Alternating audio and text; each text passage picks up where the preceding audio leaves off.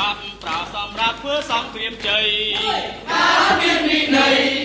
យើងយកជ័យបានក៏គ្រប់ប្រាជ្ញចងចាំរួមគ្នាសូមអរគុណបញ្ញាបរិបបញ្ជាតែក៏ពពៀចាំលឿននឹងកូនរកប្រយ័ត្នជួមអត់បីបាយយើងស្រុកកាពីរៀបរយជាទីក្រុងស្រុកស្រែមិនលួចសោអោស៊ីបបឡាយកាពីនៃខ្មែរនឹងប្របីនៃ